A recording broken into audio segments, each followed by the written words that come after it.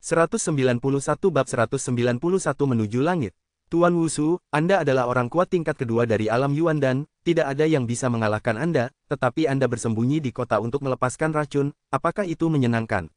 Bukankah itu memalukan?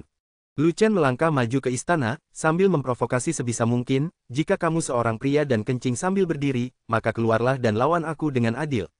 Setelah beberapa saat, terdengar suara mengejek dari kota, Tuan Lu, tidak perlu memprovokasi saya. Saya tidak akan tertipu. Saya tidak akan keluar. Apakah Anda akan menggigit saya? Jika kamu tidak keluar, berarti kamu bukan laki-laki. Itu sama saja dengan mengakui bahwa kamu perempuan dan kamu jongkok untuk buang air kecil. Lu Chen mencibir dan berkata, bahkan jika pihak lain bersembunyi di peti mati, dia akan membuka tutup peti mati. Kencing sambil jongkok. Kalimat ini sungguh tidak senonoh, tetapi telah menimbulkan kebencian yang besar. Siapapun yang masih kencing berdiri pasti sudah tak tahan lagi. Kau menang, bocah nakal. Aku di sini dan aku tidak akan menjadi manusia jika aku tidak membunuhmu. Suatu sosok datang terbang dari kota, itu adalah tikus hitam dengan wajah marah. Sekarang setelah kau di sini, kau bisa melupakan statusmu sebagai manusia. Kau hanya bisa menjadi hantu. Provokasinya berhasil, Lu Chen tertawa terbahak-bahak, diam-diam mengerahkan energi sejati dalam tubuhnya, dan bersumpah untuk tidak menjadi manusia jika dia tidak membunuh tikus hitam kali ini. Sebelum dia bisa bergerak, 6 sosok terbang dari kota dan mendarat di belakang tikus hitam. Pemimpinnya adalah Guru Besar Zhou, dan ada pula Komandan Pengawal Kekaisaran, 2 Wakil Komandan Pengawal Kekaisaran, dan 2 Kepala Pengawal Istana, semuanya merupakan pasukan tempur tingkat tinggi. Mereka khawatir tikus hitam itu mungkin dalam bahaya, jadi mereka datang untuk membantunya. Apakah kamu akan memulai pertempuran di wilayah Yuandan? Ming Hao tersenyum dingin dan berkata, tidak apa-apa, mari kita gunakan kekuatan tempur tingkat tinggi untuk menyelesaikan masalah. Begitu dia selesai berbicara, Zhu Feichen dan penjaga tua itu berlari keluar satu demi satu. Pangeran kedua dan pangeran ketiga tidak tinggal diam. Mereka masing-masing mengirim 2 jenderal, keduanya adalah prajurit kuat dari alam Yuandan tingkat pertama. Ketika 3 pasukan tempur tingkat tinggi bergabung, jumlah mereka akan sama dengan jumlah pangeran tertua. Kedua belah pihak memiliki 7 orang, tetapi tidak ada yang tahu seberapa kuat kekuatan tempur mereka. Begitu kedua belah pihak mulai bersiap, Lu Chen tidak membuang kata-kata lagi dan langsung menyerang tikus hitam itu. Siapa yang menyerang lebih dulu adalah yang terkuat, siapa yang menyerang paling akhir akan menderita. Tikus hitam beracun, jadi singkirkan mereka terlebih dahulu. Dengan satu titik jarinya, angin dan awan berubah, dan kekuatan jarinya berbobot hingga 22 juta kilogram, menyebabkan ruang bergetar dan mengejutkan pikiran orang-orang. Terobosan, tikus hitam itu terkejut. Baru beberapa saat, Lu Chen sudah mencapai tingkat ke-6 alam transformasi roh. Sungguh aneh. Dia tahu bahwa Lu Chen kebal terhadap semua racun, jadi dia tidak perlu menggunakan racun untuk melawan Lu Chen. Dia langsung meninjunya, bersaing dengan Lu Chen dalam hal kekuatan. Dia melontarkan pukulan dengan kekuatan 25 juta kilogram, sedikit lebih kuat dari Lu Chen, memberinya keuntungan. Kekuatan tinju dan kekuatan jari bertabrakan dan hancur bersama. Memanfaatkan dampak sisa pertempuran, Lu Chen melompat tinggi ke langit dan membawa tikus hitam itu pergi. Kamu mau pergi kemana? Tikus hitam itu mengejar ke langit dan meninju lagi. Lu Chen membalas dengan satu jari, dan bersiap untuk mengulang trik yang sama dan memberikan jarum tipis beracun pada tikus hitam itu agar dia merasa senang. Tanpa diduga, tikus hitam itu telah belajar dari kesalahannya. Setelah menghancurkan jari matahari api milik Lu Chen, ia tiba-tiba berbalik dan meraih gelang mekanik di tangan Lu Chen, menghancurkannya hingga berkeping-keping. Setelah berhasil, tikus hitam itu tertawa terbahak-bahak, tidak menyangka aku akan menghancurkan tipuanmu. Sekarang gelang mekanikmu sudah hilang, apalagi caramu untuk melawanku. Saya punya banyak metode, tapi saya khawatir Anda tidak bisa menangani semuanya. Lu Chen tidak peduli, dia tidak menyangka akan membunuh tikus hitam itu dengan jarum beracun. Sayang sekali gelang mekanik itu hancur. Saya akui bahwa Anda adalah seorang jenius bela diri. Kekuatan Anda tidak sebanding dengan ranah Anda. Kekuatan bertarung Anda begitu kuat sehingga Anda dapat membunuh orang kuat di ranah Yuandan tingkat pertama. Wushu tidak pelit memuji Lu Chen, dan mengatakan yang sebenarnya sambil memuji dirinya sendiri, sayang sekali, aku berada di level kedua alam Yuandan, yang 10 juta pound lebih kuat dari level pertama alam Yuandan. Kekuatanku lebih tinggi darimu, jadi aku ditakdirkan untuk menjadi musuhmu. Lu Chen mengabaikan tikus hitam itu dan melihat ke bawah di mana orang-orang kuat dari kedua belah pihak saling bertarung. Penjaga tua itu pergi menemui Guru Besar Zhou, yang paling dibencinya. Zhu Feichen mulai bertarung dengan Komandan Pengawal Kekaisaran. 4 jenderal, 2 wakil Komandan Pengawal Kekaisaran, dan 2 kepala pengawal istana juga bertempur secara terpisah. Namun, tidak ada yang menyangka bahwa Komandan Pengawal Istana itu sebenarnya adalah seorang ahli Yuandan tingkat 2 yang kuat. Dia pasti baru saja menerobos, kalau tidak, tidak akan ada berita tentang itu sebelumnya. Ketika Zhu Feichen mulai berkelahi dengan orang lain, dia mengetahui bahwa orang lain itu berada di tingkat kedua alam Yuandan. Namun, dia terlambat mengetahuinya dan terlempar puluhan kaki jauhnya oleh telapak tangan orang lain itu, tergeletak di tanah dengan luka serius. Tepat saat komandan pengawal kekaisaran hendak mengambil nyawa Zhu Feichen, sesosok tubuh yang anggun bergegas memasuki medan perang, memaksa komandan pengawal kekaisaran mundur dengan satu telapak tangan, dan menyelamatkan Zhu Feichen. Sosok itu memiliki aura yang menakutkan, itu adalah Putri Mingyue. Dengan bantuan Buah Zendan, Putri Mingyue telah menerobos alam Yuandan dan memasuki jajaran master seni bela diri. Telapak tangan itu tidak lain adalah telapak tangan Rongtian, sebuah keterampilan tempur tingkat bumi tingkat menengah.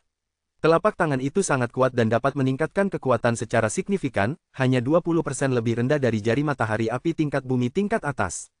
Telapak Rongtian yang meningkatkan kekuatan hingga 80% sangatlah mengerikan bagi pendekar alam Yuandan level 1.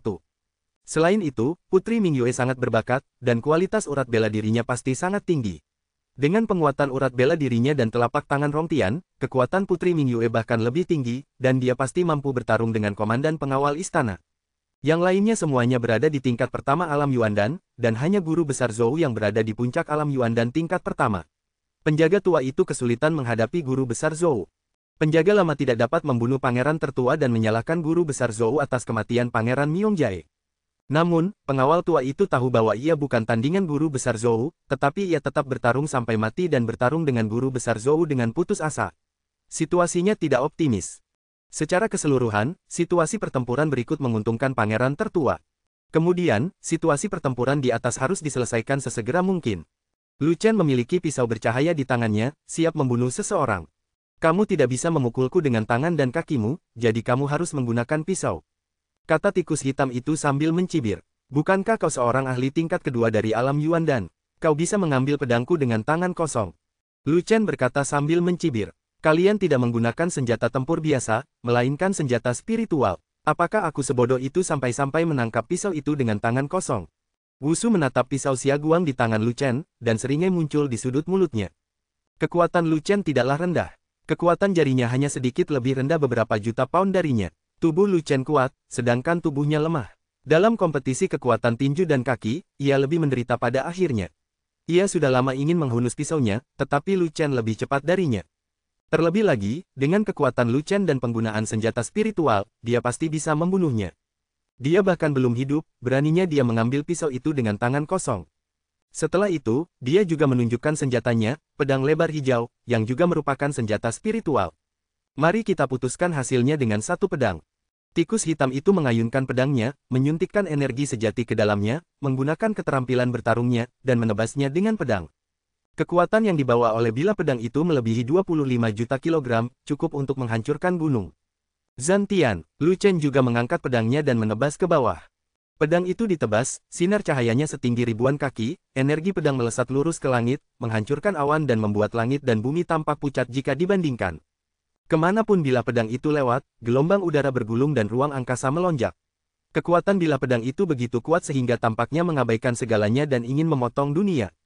Ledakan. Kedua senjata spiritual itu bertabrakan satu sama lain, menyebabkan ledakan besar yang mengguncang bumi. Ratusan ribu tentara terkejut dan semua memandang ke arah pertempuran di langit. Bahkan kedua pihak yang sedang bertarung di bawah pun ikut berhenti pada saat itu, mendongak dan menatap kedua orang yang ada di atas. 192 bab 192 hidup tak tertahankan. Wah, pedang biru itu hancur berkeping-keping. Pisau Xiaoguang terus menebas, memotong energi sejati pelindung tikus hitam dan mengenai dahi tikus hitam. Tidak, jeritan putus asa terdengar. Tiba-tiba muncul awan berwarna merah muda, jeritan berhenti, dan bercak darah menyebar di langit. Dua bagian tubuhnya jatuh, dan tikus hitam itu terpotong menjadi dua. Jauh di angkasa, wajah Lu Chen tampak garang, berdiri sambil memegang pedang di tangannya, jubah suantiannya berkibar-kibar, bak dewa pedang, membunuh orang ke segala arah. Keheningan melanda istana, dan semua orang, kawan atau lawan, tercengang dan terkejut. Hanya ada dua pendekar Yuan dan Rilem level 2 di seluruh tempat, dan yang terkuat adalah Wusu. Bukan karena dia kuat, tetapi karena dia ahli dalam menggunakan racun. Diperkirakan tidak ada seorang pun di level yang sama yang bisa menjadi lawannya. Begitu saja, dia dibunuh oleh murid Suantian itu hanya setelah beberapa kali pertemuan. Bukankah itu mengejutkan? Ranah murid Suantian itu sangat memalukan dan sangat rendah, sehingga bisa diabaikan di antara pasukan tempur kelas atas. Orang-orang yang tidak mengenalnya sudah lama mengabaikan murid Suantian, bahkan ada yang membencinya. Dengan tingkat kultivasi yang rendah, dia berani pergi ke medan perang dengan kekuatan tempur tingkat tinggi, dan dia pasti akan menjadi orang pertama yang terbunuh. Namun, dia tidak menyangka. Itu sungguh tamparan di wajah. Saya belum pernah mendengar tingkat ke-6 alam Hualing mengalahkan tingkat kedua alam Yuandan. Rentangnya begitu besar sehingga sulit dipercaya bahkan jika Anda melihatnya, apalagi mendengarnya. Apakah ini suatu keajaiban atau anomali? Ratusan ribu pengawal istana dan puluhan ribu pengawal istana semuanya tampak gelisah saat melihat orang-orang kuat mereka terbunuh. Moral langsung turun drastis hanya dalam sekejap. Bahkan pangeran tertua dengan lubang di kepalanya pun menunjukkan sedikit rasa takut. Aku berpikir, dengan dua pendekar alam Yuandan tingkat 2, sang pangeran pasti akan memenangkan pertempuran memperebutkan tahta. Siapa yang mengira bahwa begitu medan pertempuran kelas atas dibuka, orang terkuat pun terbunuh, dan ketajamannya pun tumpul. Bagaimana dia bisa bertarung selanjutnya? Guru besar Zhou tampak lebih buruk lagi. Dia berharap Wushu akan membunuh Lu Chen, tetapi mengapa yang terjadi malah sebaliknya? Alam Hualing membunuh alam Yuandan, apakah Tuhan bercanda? Dunia telah berubah. Belum lagi guru besar Zhou, bahkan komandan pasukan pengawal istana dan yang lainnya pun memasang ekspresi muram dan merasa gelisah. Tikus hitam terbunuh, dan mereka kehilangan seorang pria kuat, dan kekuatan mereka pun melemah. Dan Lu Chen dapat membebaskan tangannya untuk menyerang mereka. Dengan kekuatan tempur Lu Chen, membunuh mereka semudah memotong melon dan sayuran. Bagaimana mereka bisa melawan? Bagus, pengikut Suantian sungguh hebat, bunuh mereka semua. Pada saat ini, anak buah Ming Hao bersorak dan kemenangan sudah di depan mata. Selama kita mengalahkan pasukan tempur tingkat tinggi pangeran tertua, menyerang istana akan jauh lebih mudah. Di medan perang dunia prajurit, tanpa kekuatan tempur tingkat tinggi, angkatan darat menjadi rentan. Kakak Lu, kamu telah menjadi lebih kuat lagi. Ming Hao berteriak kegirangan. Yang mulia, Anda benar tentang orang yang Anda pilih. Sayang sekali Anda pergi terlalu cepat dan tidak melihat kekuatan bertarung Lu Chen yang sebenarnya. Penjaga tua itu menatap Lu Chen dengan emosi yang mendalam dan air mata mengalir di wajahnya. Dia berada di level ke-6 alam transformasi spiritual dan telah membunuh level kedua alam Yuandan. Bocah ini benar-benar monster dan layak dihargai oleh leluhur. Zhu Feichen yang terluka parah batuk darah dan menertawakan dirinya sendiri, kasihan aku pikir aku lebih tinggi darinya dan ingin melindunginya. Aku sangat naif, hampir sama saja dengan dia yang melindungiku. Lu Chen benar-benar bisa membunuh tikus hitam itu. Kekuatan bertarungnya terlalu kuat. Putri Mingyue tidak dapat menahan diri untuk tidak memujinya, tetapi kemudian wajahnya yang cantik berubah serius. Dia menatap lawannya, komandan pengawal kekaisaran yang berada di tingkat kedua alam Yuandan. Ekspresi ketidakpuasan melintas di matanya yang indah. Jika Lu Chen dapat membunuh seorang prajurit tingkat kedua alam Yuandan, maka aku juga bisa. Dia tidak hanya cantik, dia juga seorang jenius seni bela diri dengan bakat luar biasa. Dia memiliki kemampuan untuk bertarung melampaui levelnya dan sekarang telah memasuki ranah Yuandan. Karena lawannya satu level lebih tinggi darinya, dia juga memiliki kemampuan untuk membunuhnya. Putri, kumohon kembalilah dan jangan paksa aku membunuhmu. Panglima pengawal kekaisaran menenangkan pikirannya, menatap Putri Mingyue, dan nadanya menjadi dingin. Bagaimanapun, Putri Mingyue adalah anggota keluarga kerajaan dan saudara perempuan pangeran tertua, jadi dia enggan membunuhnya sebelumnya. Namun sekarang berbeda, tikus hitam itu terbunuh dan kekuatan tempur Lu Chen terekspos. Situasi pertempuran di pihaknya tiba-tiba menjadi buruk. Begitu Lu Chen turun untuk membunuhnya, situasinya bisa dibayangkan. Oleh karena itu, ia harus segera menyelesaikan pertempuran ini. Putri Mingyue harus pergi atau ia harus membunuhnya. Jangan paksa aku membunuhmu. Putri Mingyue menanggapi dengan dingin. Dia tidak menggunakan gerakan besar apapun, tetapi terus menggunakan telapak tangan Rong Tian untuk melawan komandan pengawal istana, dan dia sudah mendapatkan sedikit keunggulan. Jika telapak tangan Rong Tian bukan keterampilan bertarung yang tidak lengkap, dia pasti sudah membunuh komandan pengawal kekaisaran sejak lama. Keterampilan bertarung yang digunakan oleh komandan pengawal kekaisaran hanyalah keterampilan tingkat Suan tingkat atas, yang jauh lebih rendah daripada telapak tangan Rong Tian tingkat di tingkat menengah. Alasan mengapa dia tidak menggunakan jurus-jurus besarnya dengan mudah terutama karena dia tidak ingin mengekspos jalur kultivasinya. Karena jalurnya sangat istimewa, itu mungkin membuat orang-orang sekuler merasa tidak nyaman dan memandangnya dengan mata berbeda. Baiklah, jangan salahkan aku. Panglima pengawal istana berteriak keras dan meninju Putri Mingyue sekuat tenaga hingga ruangan bergetar. Putri Mingyue juga melawan balik dengan telapak Rong Tian dan tidak kehilangan keunggulan. Di sini, pengawal lama juga ikut bertindak dan bertarung sengit dengan guru besar Zhou. Keempat jenderal lainnya pun sadar dan mulai bertarung satu sama lain. Tinggi di langit, Lu Chen sedang meminum pil energi spiritual dan cairan saripati spiritual. Hanya dengan meminum setetes cairan saripati spiritual akan memiliki vitalitas yang kuat untuk memulihkan kekuatan fisiknya. Sedangkan untuk pil energi spiritual, dia perlu meminumnya dalam jumlah banyak untuk mengisi kembali esensi sejatinya yang terkuras. Agar menjadi lebih menyimpang dan meningkatkan kultivasinya, dia hampir menghabiskan semua pil energi spiritual 3 pola sebelum dia nyaris tidak bisa memuaskan 9 naga yang kembali ke satu seni, yang merupakan pemakan besar. Akhirnya, ia berhasil menembus tingkat ke-6 alam transformasi spiritual, namun pil energi spiritual 3 pola yang tersisa hanya beberapa, hanya 600. Begitu Zantian keluar, energi sejatinya terkuras habis. Dia meminum 400 pil berturut-turut sebelum dia dapat mengisi kembali energi sejatinya. Namun kini, hanya tersisa 200 Chaos Bat, sungguh sedikit jumlahnya. Lain kali aku membunuh langit, pil energi spiritualku tidak akan cukup. Aku hanya bisa mengisi setengah dari esensi sejatiku, yang cukup merepotkan. Tidak ada yang dapat kita lakukan. Segala sesuatu memiliki sisi baik dan buruk, dan Tuhan itu adil. Semakin tinggi alamnya, semakin kuat Zantian, semakin banyak energi sejati yang dimobilisasi, dan semakin banyak pil energi spiritual yang dibutuhkan. Lu Chen bahkan bertanya-tanya, jika dia mencapai alam Tiangang di masa depan, apakah dia akan membutuhkan ribuan atau bahkan puluhan ribu pil energi spiritual untuk mengisi kembali esensi sejatinya. Jika memang sampai seperti itu, sungguh tragis. Di mana bisa ditemukan begitu banyak bahan untuk membuat ramuan itu? Dari mana kamu mendapatkan begitu banyak waktu untuk membuat ramuan setiap hari? Hidup ini tak tertahankan. Sekarang dia dapat melepaskan sebagian besar kekuatan tebasan langit pertama. Jika dia menerobos 2 alam kecil, dia akan dapat melepaskan kekuatan maksimum tebasan langit pertama. Jika saatnya tiba, apakah Anda akan berlatih potongan kedua? Meridian bela dirinya yang kedua telah bangkit, jadi dia bisa berlatih tebasan kedua. Masalahnya, tebasan pertama sudah menghabiskan energi sejati dalam jumlah besar, dan tebasan kedua mungkin jauh lebih mengerikan. Bisakah dia menolaknya? Lu Chen menghela nafas dan berkata, mari kita bicarakan hal-hal ini nanti. Hal yang paling mendesak adalah membunuh musuh di bawah dan memenangkan kemenangan. Tepat saat Lu Chen hendak mengangkat pisaunya dan menyerang, suara pangeran tertua terdengar dari istana, semuanya berhenti, lihat ke sini. Ketika semua orang melihat, mereka melihat beberapa algojo mengawal 2 wanita di tembok kota. Kedua wanita itu mengenakan jubah istana sutra merah dan berwajah pucat. Mereka sebenarnya adalah selir Pangeran Mings. 193 bab 193 Bisakah aku membencimu? Ibu, pangeran kedua dan ketiga berteriak ketakutan. Kedua selir itu adalah ibu kandung pangeran kedua dan ketiga. Tanpa diduga, pangeran tertua menangkap mereka sebagai sandera. Berarti, Ming Hao mengutuk, menjijikkan, siapa yang peduli dengan detail-detail kecil ini? Pangeran tertua tertawa dan berkata, Ming Hao, untung saja ibumu meninggal lebih awal, kalau tidak, akan ada 3 orang di sini, bukan 2.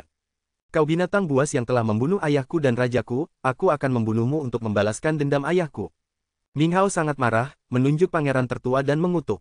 Menembak, pangeran tertua tiba-tiba berteriak, dan seketika ribuan anak panah ditembakkan dari kota, melesatkan seorang laki-laki ke langit. Orang itu adalah Lu Chen, yang telah memaksa masuk ke kota, dan hendak menyelamatkan seseorang secara tiba-tiba. Jika kedua putri itu tidak diselamatkan, pangeran kedua dan ketiga mungkin akan disandera oleh pangeran tertua. Namun tak disangka, sang pangeran tertua memiliki penglihatan yang tajam dan segera menemukannya, sehingga rencananya gagal di saat-saat terakhir. Jika salah seorang dari kalian datang ke sini lagi, aku akan segera membunuhnya. Pangeran tertua mengancam, saudaraku, ibuku adalah seorang wanita dan tidak memiliki andil dalam urusan kita. Tolong biarkan dia pergi. Teriak pangeran kedua, lepaskan ibuku atau aku akan melawanmu sampai mati. Pangeran ketiga juga berteriak, jika kamu ingin ibumu baik-baik saja, kamu harus mendengarkan aku. Pangeran tertua berkata dengan nada menggoda, bantu aku naik tahta dan hormati aku sebagai raja. Aku dapat mengangkat kalian berdua sebagai raja yang bijak dan berbagi negara denganku. Pangeran kedua dan pangeran ketiga saling berpandangan, keduanya melihat wajah masing-masing yang pucat dan sorot mata yang enggan. Jika kamu tidak menuruti perintahku, maka kepala ibumu akan dipenggal dan kamu akan keluar dari kota ini. Pangeran tertua berteriak keras dan mengangkat tangannya, dan beberapa algojo mengangkat pisau mereka. Tidak mau, kami menghormatimu sebagai raja kami. Pangeran kedua dan ketiga begitu ketakutan hingga mereka pingsan di tempat. Pada saat ini, wajah Ming Hao dan yang lainnya berubah dan hati mereka hancur, mengetahui bahwa sesuatu yang buruk akan terjadi. Seperti yang diharapkan, pangeran tertua memberi perintah kepada pangeran kedua dan ketiga, biarkan keempat orang kuatmu bergabung dengan rakyat kami untuk membunuh orang-orang Guang Ming Hao, termasuk Min Yue. Tindakan pangeran tertua itu sangat kejam. Jika dia memaksa pangeran kedua dan ketiga untuk melawannya dan mengerahkan pasukan untuk membunuh Ming Hao, pangeran kedua dan ketiga akan curiga dan mungkin tidak mau melakukannya. Mereka bahkan mungkin mengabaikan keselamatan ibu kandung mereka demi melindungi diri mereka sendiri. Tetapi pertama-tama biarkan mereka membunuh beberapa petarung tingkat tinggi Ming Hao, dan pangeran kedua dan ketiga harus patuh. Itu hanya membunuh beberapa orang. Bagi pangeran kedua dan pangeran ketiga, itu tidak memengaruhi situasi secara keseluruhan, jadi mereka tidak perlu peduli dengan perasaan Ming Hao. Pangeran kedua dan pangeran ketiga tidak tahu bahwa pangeran tertua akan menunggu sampai Lu Chen dan yang lainnya ditangani, dan kemudian dia akan menangani pasukan tempur kelas atas mereka, dan kemudian pasukan mereka, sampai dia sendiri yang menanganinya. Pangeran kedua dan ketiga tidak punya pilihan selain memberi isyarat kepada jenderal di medan perang. Keempat jenderal itu menerima perintah, mengarahkan senjatanya dan berbalik melawan musuh. Zhu Feichen tergeletak di tanah dalam keadaan terluka parah, tidak memiliki daya tempur lagi, dan tidak ada seorang pun yang peduli padanya untuk saat ini. Hanya ada penjaga tua dan Putri Mingyue di tanah. Tiba-tiba, jumlah musuh yang harus mereka hadapi menjadi 10. Mereka langsung berada dalam situasi yang mematikan dan bisa dibunuh kapan saja. Mata semua orang tertuju pada medan perang di darat. Pasukan tempur tingkat tinggi pangeran tertua tiba-tiba bertambah 4, dan 4 lainnya dibebaskan. Dengan jumlah dan kekuatan, pasukan Ming Hao kalah jumlah dan lemah, dan situasinya tidak ada harapan. Pada saat ini, Ming Hao, Xin Yue, dan para master dari Paviliun dan Paviliun Sang semuanya tampak sepucat kematian. Selesai. Tiba-tiba, cahaya terang muncul dan bila energi datang menebas. Kecuali komandan pengawal kekaisaran dan guru besar Zhou, 8 orang lainnya terdorong mundur 10 kaki oleh bila energi tersebut. Raja dan ada di sini, siapa yang berani mengambil tindakan? Raungan kemarahan, bagaikan guntur, meledak di tengah kerumunan. Semua orang mendongak lagi, menatap ke arah langit. Dalam sekejap, ratusan ribu pasang mata tiba-tiba mengecil. Ada yang gembira, ada yang sangat gembira, ada yang sangat terkejut, ada yang ngeri, ada yang tidak percaya, dan ada yang langsung ketakutan. Tinggi di langit, ada cahaya merah yang menyilaukan, dan raja dan berjubah merah sangat kuat. Lu Chen mengenakan jubah raja dan, cahaya merah mewarnai langit, dan 9 pola raja dan bersinar dengan cahaya keemasan, menyilaukan dan terang. Tatapan mata Lu Chen dingin, dia memegang senjata spiritual di tangannya, 3.000 rambut hitamnya berkibar tertiup angin, dia tampak mengesankan seperti pelangi, menatap ke arah kerumunan. Sialan, dia sebenarnya adalah Raja Pil Agung tingkat 9 yang muncul beberapa waktu lalu. Guru besar Zhou merasa ngeri, tetapi pada saat yang sama dia mengerti mengapa sesuatu yang tidak terduga telah terjadi pada manajemen puncak Paviliun dan mengapa Paviliun Sang, yang selalu mendukung pangeran tertua, tiba-tiba berpindah pihak tanpa alasan. Ini pasti berkat Lu Chen. Seorang Raja Pil Agung tingkat 9 dapat dengan mudah memimpin Paviliun Pil dan mengalahkan Paviliun Pedagang. Sekte Sang selalu sangat menghormati Sekte dan sebagai cabang kecil dari Sekte Sang, Paviliun Sang secara alami menghormati Raja dan Agung tingkat ke-9. Dalam sekejap, guru besar Zhou merasa sangat menyesal. Dia sudah lama tahu bahwa Lu Chen bukanlah orang yang sederhana, tetapi dia disesatkan oleh Zhu Feichen dan mengira bahwa Lu Chen hanyalah murid Xuan Tian. Dia tidak pernah menduga bahwa Lu Chen adalah Raja Pil Agung tingkat 9. Jika mereka tahu sebelumnya bahwa Lu Chen adalah buaya besar, mereka tidak akan mengirim Wushu untuk membunuh Lu Chen, tetapi akan mengirim semua elit. Mereka tidak akan membunuh Lu Chen atau memaksa kaisar untuk turun tahta. Sekarang Lu Chen telah mengungkapkan identitasnya di medan perang dan mengintimidasi ketiga pasukan, situasinya akan terbalik, yang akan merugikan pangeran tertua dan bahkan lebih merugikan baginya.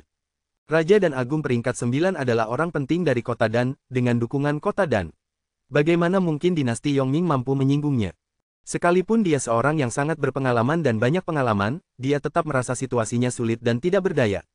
Dia sangat membenci Ming Hao sekarang. Mengapa dia tidak memberitahumu sebelumnya bahwa kamu memiliki raja dan tingkat 9 yang mendukungmu? Kalau saja kau memberitahuku lebih awal, aku akan menendang pangeran idiot itu pergi dan membantumu naik tahta. Jadi, begitulah adanya. Murid-murid Xuan Tianku penuh dengan orang-orang berbakat, dan mereka semakin lama semakin tidak normal. Zhu Feichen tiba-tiba mengerti dan tertawa terbahak-bahak. Dia akhirnya tahu mengapa leluhur menghargai Lu Chen. Raja Pil Agung tingkat 9 yang masih muda memiliki masa depan yang menjanjikan. Siapa yang tidak menghargainya? Jika pikirannya diketahui oleh Tuan Tiran, dia pasti akan menamparkan wajahnya. Bukankah ini alasan mengapa orang-orang menyukai Lu Chen? Itu kamu. Putri Mingyue menatap Lu Chen dengan linglung, matanya yang indah dipenuhi dengan ekspresi kompleks berupa keterkejutan, hasrat yang membara, kebingungan, dan kebingungan. Raja dan muda yang dipikirkannya siang dan malam ternyata adalah Lu Chen yang selalu ada di sisinya. Dia dan Lu Chen telah menjadi sahabat baik dan bahkan berjuang berdampingan. Sekarang dia tahu bahwa Lu Chen adalah pria yang dicintainya. Sungguh memalukan. Kalau saja dia tahu lebih awal bahwa Lu Chen adalah Raja Alkimia Muda, dia tidak akan mempelajari telapak Rong Tian milik Xiao Wan, dan tidak akan menjadi saudara angkat Xiao Wan. Karena Xiao Wan tampaknya menyukai Lu Chen.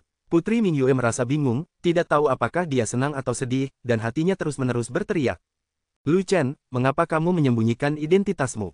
Lu Chen, mengapa kamu tidak mengenakan jubah raja dan lebih awal? Lu Chen, bolehkah aku membencimu? Dia adalah raja dan agung tingkat 9 dari kota Dan. Tidak seorang pun boleh menyinggung perasaannya, atau seluruh klannya akan terbunuh. Ming Hao tidak membuang waktu dan berteriak keras, mengangkat Lu Chen dan membawanya keluar dari kota Dan, mengancam semua musuh. Kesediaan Lu Chen untuk mengungkapkan identitasnya sebagai seorang Dandaois dan bersikap jujur sungguh tepat waktu. 194 bab 194 macan tutul liar bersisik hitam. Raja dan agung tingkat 9 memang cukup kuat untuk mengalahkan ketiga pasukan. Tak peduli apakah itu pasukan pengawal istana, pasukan garnisun, pasukan pertahanan, atau bahkan pengawal istana, semuanya terdiam dan semangat juang mereka pun pudar. Jika kau menyinggung Raja Fana tingkat 9, seluruh klanmu akan dimusnahkan. Siapa yang tidak takut? Tetapi masih ada sebagian orang yang tidak takut, karena orang-orang ini tidak mempunyai jalan keluar lain dan harus mengambil risiko. Apa yang kau lakukan di sana? Bunuh dia. Pangeran tertua menunjuk Lu Chen di langit dan berteriak, tidak peduli siapa rajanya, bunuh dia dulu, kalau tidak kita semua akan mati. Dia tidak akan membiarkan kita pergi. Kita hanya bisa bertahan hidup jika kita membunuhnya. Guru besar Zhou juga tahu bahwa masalahnya serius, dan dia segera mengobarkan api kemarahan kepada komandan pengawal kekaisaran dan yang lainnya, kota dan jauh, jadi tidak akan memperhatikan negara kecil kita. Selama kita menahannya di sini dan memblokir berita, kota dan tidak akan pernah tahu bahwa seorang raja dan meninggal di sini. Kecuali pangeran tertua dan guru besar Zhou, jika ada yang menyerah, aku, Raja Dan, akan memaafkan masa lalu dan tidak akan menyimpan dendam terhadap mereka. Lu Chen berkata dengan serius. Komandan pengawal kekaisaran dan lainnya agak tergoda. Jangan percaya kebohongannya. Dia bisa melupakan masa lalu, tapi pikirkanlah, apakah pangeran keempat Ming Hao akan melupakan masa lalu? Guru besar Zhou takut bahwa pengawal kekaisaran akan membelot, jadi dia dengan cepat mendiskreditkan Ming Hao. Kami mendukung pangeran tertua, jadi kami telah lama menjadi musuh bebuyutan Ming Hao. Jika pangeran tertua gagal naik tahta, Ming Hao tidak akan pernah membiarkan kami pergi. Demi surga, kecuali pangeran tertua dan guru besar Zhou, semua orang yang menyerah akan dimaafkan dan tidak akan ada dendam yang disimpan terhadap mereka. Ming Hao segera bersumpah dan mengulangi apa yang dikatakan Lu Chen. Jangan percaya sumpahnya, dia bersumpah untuk makan. Aku pernah ditipu olehnya sebelumnya. Pangeran tertua tidak hanya memfitnah Ming Hao, tetapi juga mengancam pangeran kedua dan ketiga, perintahkan orang-orangmu untuk menyerang dan membunuh Lu Chen, dan aku akan segera membebaskannya, jika tidak, kalian akan menyaksikan ibumu mati. Pangeran tertua mengedipkan mata pada para algojo, yang mengerti dan segera meletakkan pisau mereka di leher kedua putri itu. Membunuh. Meskipun pangeran kedua dan ketiga takut dengan identitas Lu Chen, mereka lebih takut kalau pangeran tertua akan membunuh ibu kandung mereka, jadi mereka harus mengertakkan gigi dan memberi perintah kepada keempat jenderal yang setia bersama-sama. Wajah keempat jenderal itu tiba-tiba berubah hitam, tetapi mereka harus mematuhi perintah tuannya, jadi mereka harus menggigit peluru dan menyerang Lu Chen. Membunuh. Guru besar Zhou juga berteriak, dan dua wakil komandan pengawal kekaisaran serta dua kepala pengawal istana menghela nafas, lalu satu demi satu naik ke udara dan mengepung Lu Chen. Tepat saat guru besar Zhou hendak terbang ke udara, ia dihentikan oleh penjaga tua itu. Jangan pergi, aku akan membunuhmu untuk membalaskan dendam raja. Penjaga lama itu membenci guru besar Zhou sampai ke akar-akarnya, tetapi kemampuan bertarungnya sedikit lebih rendah dibandingkan guru besar Zhou, jadi dia bertarung mati-matian begitu dia masuk, bertekad untuk mati, dan menggunakan jurus-jurus yang mematikan dalam setiap gerakannya, ingin mati bersama guru besar Zhou. Raja dibunuh oleh pangeran tertua. Itu bukan urusanku. Guru besar Zhou berteriak dengan marah bahwa penjaga tua itu hanya menyerang dan tidak bertahan, dan dia tidak ingin bertarung dengan penjaga tua itu, yang mana menempatkannya dalam posisi yang sangat pasif. Satu-satunya komandan pengawal kekaisaran dengan tingkat tertinggi di seluruh tempat itu juga ingin menyerang Lu Chen, tetapi dihentikan oleh Putri Mingyue. Kamu milikku, Putri Mingyue berkata dengan dingin kepada komandan pengawal kekaisaran. Putri, kamu bukan tandinganku. Panglima pengawal kekaisaran menanggapi dengan nada yang sama dinginnya. Yang di atas, dengan kekuatan yang hanya setingkat ke-6 dari alam transformasi spiritual, membunuh seorang prajurit alam Yuan dan tingkat kedua dengan satu serangan. Putri Mingyue menunjuk Lu Chen di langit, lalu berteriak kepada komandan pengawal istana, kekuatan bertarungku tidak kalah dengan Lu Chen, dan aku sudah mencapai alam Yuan dan. Jika aku bahkan tidak bisa membunuhmu, bagaimana aku bisa menghadapi yang lain? Karena sang putri begitu percaya diri, aku tidak punya pilihan selain membunuhnya terlebih dahulu dan kemudian membunuh Lu Chen. Komandan pengawal istana mendengus dingin, dan tombak muncul di tangannya. Itu adalah senjata kelas atas yang dapat menahan kekuatannya dan menembus esensi sejati pelindung dari Master Ranah Yuandan. Putri Mingyue menarik napas dalam-dalam, membuat segel tangan, dan melepaskan ruang pusaran melingkar dengan diameter beberapa kaki. Mengau, raungan binatang buas yang marah datang dari pusaran itu, seperti raungan binatang buas purba, mengguncang langit dan bumi dan membuat orang-orang ketakutan. Bunuh dia! Putri Mingyue berteriak pelan, lalu sebuah bayangan hitam besar muncul dari pusaran air dan menyerbu langsung ke arah komandan pengawal kekaisaran. Itu adalah macan tutul bersisik hitam tingkat awal tingkat keempat. Ia memiliki aura yang menakutkan, tubuh bersisik, dan cakar seperti pedang tajam. Komandan pengawal istana merasa ngeri. Binatang bersisik ini memiliki pertahanan yang sangat tinggi dan merupakan binatang yang lincah seperti macan tutul. Tidak hanya cepat, ia juga memiliki kekuatan serangan yang kuat. Kekuatan tempurnya sebanding dengan alam Yuandan tingkat menengah. Tetapi komandan pengawal kekaisaran tidak punya cara untuk mundur dan harus melawan. Saat tombak ditusukkan, kekuatan di ujung tombak melebihi 25 juta pon dan dapat menembus gunung.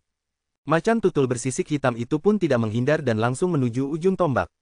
Tombak itu menembus tubuh macan tutul, namun hanya merobek beberapa sisik hitam tanpa melukai daging macan tutul bersisik hitam. Pada saat yang sama, cakar macan tutul itu menyapu bagai kilat, seketika merobek esensi pelindung tubuh komandan pengawal kekaisaran, dan meninggalkan bekas cakar yang dalam di tubuh komandan itu. Komandan pengawal istana merasa ngeri dan segera menelan pil penyembuh. Dia tidak berani lagi menghadapi macan tutul bersisik hitam itu secara langsung. Sebagai gantinya, dia mengeluarkan perisai besi hitam besar dan nyaris menghalangi serangan ganas macan tutul bersisik hitam itu. Macan tutul liar bersisik hitam memiliki kekuatan dan pertahanan, cepat, dan juga berada di level keempat. Bagaimana mungkin komandan pengawal kekaisaran bisa menjadi lawannya? Macan tutul bersisik hitam hampir punah di dunia sekuler. Mengapa Putri Mingyue memelihara binatang seperti itu? Membesarkan binatang yang sangat menakutkan, apakah kamu tidak takut dengan serangan balasan? Putri Mingyue tampaknya punya cara untuk mengendalikan macan tutul bersisik hitam. Aneh sekali, bagaimana mungkin seorang putri yang lembut bisa mengendalikan binatang buas? Putri Mingyue sangat menakutkan. Banyak sekali orang di tempat kejadian menyaksikan dengan ngeri saat komandan pasukan pengawal istana dipukuli oleh macan tutul bersisik hitam, lalu berbicara dan menunjuk-nunjuk. Benar saja, tebakan Putri Mingyue benar. Begitu jurus pamungkasnya dilepaskan, sulit bagi orang biasa untuk menerimanya. Ini karena orang-orang sekuler takut pada binatang buas. Jika dia melepaskan binatang buas, maka orang-orang itu akan takut. Kau adalah seorang Beastmaster. Komandan pengawal istana itu sedikit berpengetahuan dan segera mengetahui bahwa Putri Mingyue adalah seorang seniman bela diri. Namun, dia sangat ketakutan sehingga wajahnya menjadi pucat dan dia gemetar. Bagaimana mungkin ada penjinak binatang di dunia sekuler? Beastmaster sangat kuat, mampu mengendalikan binatang buas untuk bertarung. Ruang pusaran itu adalah ruang jiwa unik sang Beastmaster, yang secara khusus digunakan untuk menyimpan hewan peliharaan. Terlebih lagi, penjinak binatang buas hanya ditemukan di dunia sekuler, tetapi Putri Mingyue sebenarnya adalah penjinak binatang buas. Bukankah itu mengejutkan? Kau memaksaku melepaskan macan tutul liar bersisik hitam. Jangan salahkan aku. Kata Putri Mingyue, aku tidak tahu kalau Putri adalah seorang penjinak binatang, kalau tidak aku tidak akan berani melawannya. Tolong ampuni nyawaku, Putri. Panglima pengawal kekaisaran segera memohon belas kasihan. Kamu ingin membunuh Lu Chen, aku tidak bisa memaafkanmu. Mendengar ini, Putri Mingyue merasa sedikit berhati lembut, tetapi ketika dia berpikir bahwa jika dia melepaskan komandan pengawal istana, orang ini mungkin akan melompat ke langit dan bergabung dengan orang-orang jahat itu untuk menyerang Lu Chen, dia langsung mengeraskan hatinya. Telapak tangan yang mencairkan surga. Putri Mingyue menggertakkan giginya dan menamparkan komandan pengawal kekaisaran. Komandan pengawal istana tidak sebanding dengan macan tutul bersisik hitam, dan Putri Mingyue bergegas menyerangnya. Ia ditangkap oleh macan tutul bersisik hitam dan terbang keluar di tempat, tepat pada waktunya untuk menghadapi telapak tangan Rongtian milik Putri Mingyue. 195 bab 195, mati bersama. Wah, serangan telapak tangan Putri Mingyue memiliki kekuatan lebih dari 20 juta kilogram, dan menghantam kepala komandan pengawal kekaisaran dengan keras, menghancurkan tengkoraknya. Komandan pengawal kekaisaran terlempar puluhan kaki, jatuh ke tanah dan meninggal. Prajurit Yuandan Rilem level 2 terakhir yang kuat, komandan pengawal kekaisaran, telah meninggal. 100.000 pengawal istana tampak pucat dan ketakutan saat melihat panglima tertinggi mereka dipenggal. Ming Hao sangat gembira, dia mengepalkan tangannya dan berteriak dalam hatinya, adikku sangat kuat. Putri Mingyue merasa khawatir rahasianya akan terbongkar, dan takut macan tutul sisik hitam akan berkeliaran, jadi dia segera membuat segel dan memanggil macan tutul sisik hitam kembali untuk membantu penjaga lama. Putri Mingyue sangat kuat. Aku tidak pernah menyangka orang sekuat itu akan muncul dari istana. Mengerikan sekali bahwa keluarga kerajaan memiliki seorang Beastmaster. Putri Mingyue sudah menjadi ahli alam Yuandan. Dengan tambahan macan tutul liar bersisik hitam, siapa yang bisa menjadi musuhnya? Putri Mingyue membunuh seorang prajurit Yuandan tingkat 2 yang kuat, mengejutkan banyak orang di tempat kejadian. Banyak dari mereka berbisik satu sama lain, penuh ketakutan terhadap Putri Mingyue. Pangeran keempat, kapan sang putri menjadi penguasa binatang? Xin Yue bertanya dengan heran. Kamu bertanya padaku, kepada siapa aku harus bertanya? Ming Hao tampak bingung dan berkata sambil tersenyum kecut, aku baru tahu sekarang kalau adikku adalah seorang penjinak binatang. Kakakku merahasiakannya dariku. Itu sangat menyakitkan. Jika kami tahu bahwa sang putri adalah seorang penguasa binatang, kami tidak akan berada dalam posisi pasif seperti itu. Xin Yue mendesah, akan sia-sia jika aku tahu ini sebelumnya. Jika bukan karena ayahku yang memberikan buah dan sejati kepada adikku tidak akan mampu menembus alam Yuandan. Jika kau tidak mencapai alam Yuandan, bahkan jika kau seorang ahli binatang, kau tidak akan sekuat itu, kan? Ming Hao menggelengkan kepalanya dan berkata, lagi pula, adikku adalah orang yang pendiam. Dia tidak mau bicara tentang apapun dan tidak mengerti urusan kita. Jika bukan saat yang kritis, dia mungkin akan merahasiakan rahasia tentang Beastmaster itu selama sisa hidupnya. Ketika dia berbicara, sebuah ledakan keras mengguncang langit dan bumi, membuat semua orang tuli. Hahaha, terdengar suara tawa yang melengking, bagaikan seringai hantu jahat dari jurang, membuat orang-orang bergidik. Di seberang medan perang, pengawal tua dan guru besar Zhou terjerat satu sama lain, keduanya berdiri diam. Dada penjaga tua itu tertusuk pukulan guru Zhou dan dia jelas sudah mati. Kepala guru besar Zhou hancur berkeping-keping seperti semangka dan dia meninggal dunia. Yang mulia, saya telah membalaskan dendam Anda. Beristirahatlah dengan tenang. Penjaga tua itu menghembuskan napas terakhirnya, mengangkat kepalanya dan melolong, aku akan menjadi orangmu saat hidup dan menjadi hantu saat mati. Bahkan di 9 sumber air neraka, aku akan terus mengikutimu. Kemudian penjaga tua itu perlahan menundukkan kepalanya dan mengikuti tuannya. Pengawal paling setia di bawah Raja Ming tewas saat ini. Penjaga tua, aku terlambat. Mata Putri Mingyue memerah, air mata mengalir seperti mata air, dan dia pun menangis. Mata Ming Hao juga merah dan dia merasa menyesal. Mengapa penjaga tua itu begitu bodoh hingga bersikeras mati bersama guru besar Zhou? Pemimpin pengawal istana dipenggal, dan situasinya telah membaik. Pengawal lama hanya perlu bertahan sebentar, atau Putri Mingyue akan tiba. Kalau saja pengawal lama itu tidak mati, dia pasti akan dimanfaatkan olehnya dan akan menjadi salah satu orang paling setia kepadanya. Pertempuran di darat sangat mengerikan dan heroik. Kekuatan Putri Mingyue dan kesetiaan pengawal lama mengejutkan semua orang.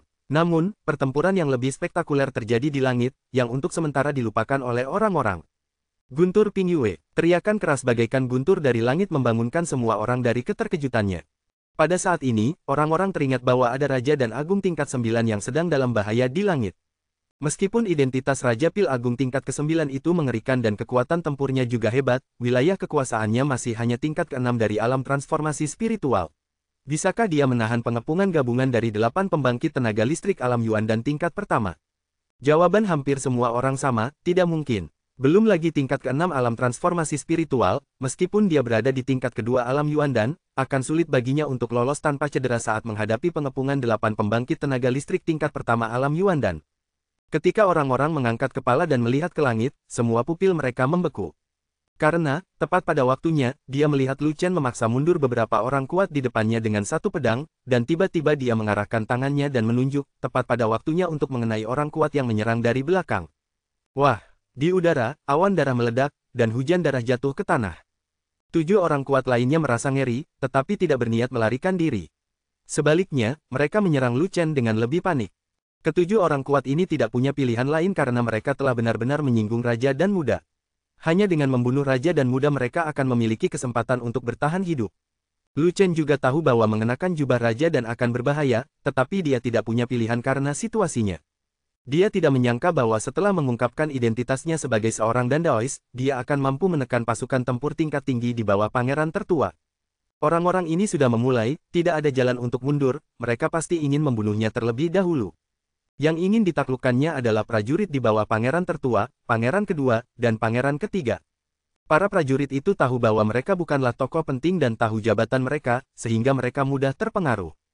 Selama ratusan ribu pasukan itu takut, menyerah kepada Dan Cheng, dan tidak berani menyinggung dia, Raja dan Agung tingkat 9, maka pertempuran ini akan mudah diselesaikan. Rencana awalnya adalah agar pengawal tua dan Putri Mingyue masing-masing akan menghalangi seorang prajurit Yuan dan tingkat 1, sementara dia akan menantang komandan pengawal kekaisaran, Guru Besar Zhou, dan 2 prajurit Yuan dan tingkat 1 yang tersisa sendirian. Dia berencana menggunakan Zantian untuk membunuh komandan pengawal istana terlebih dahulu, lalu mengonsumsi 200 pil energi spiritual berpola 3 yang tersisa untuk memulihkan setengah dari energi sejatinya. Dia mungkin tidak akan kesulitan menghadapi Guru Besar Zhou dan 2 guru tingkat pertama alam Yuan dan lainnya. Namun, ia tidak pernah menyangka bahwa meskipun pasukannya sudah tenang, pangeran kedua dan ketiga tidak tenang, begitu pula keempat jenderal yang kuat. Situasi terburuk terjadi, dan ia harus melawan 8 orang sendirian. Saat pertempuran dimulai, Lu Chen khawatir Putri Mingyue bukanlah tandingan komandan pengawal kekaisaran, jadi dia ingin menggunakan jari Yan Yang untuk memanggil nama 8 orang kuat, sehingga mereka dapat mengakhiri pertempuran dengan cepat dan membantu Putri Mingyue sesegera mungkin.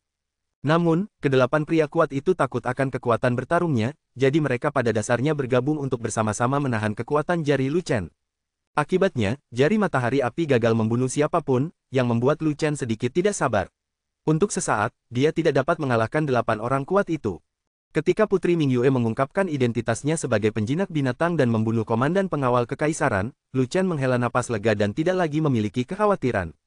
Akan tetapi, penjaga tua itu tewas bersama Guru Besar Zhou, hal ini membuat Lu Chen sangat marah. Penjaga tua itu orang baik, 8 orang kuat ini harus bertanggung jawab atas kematiannya.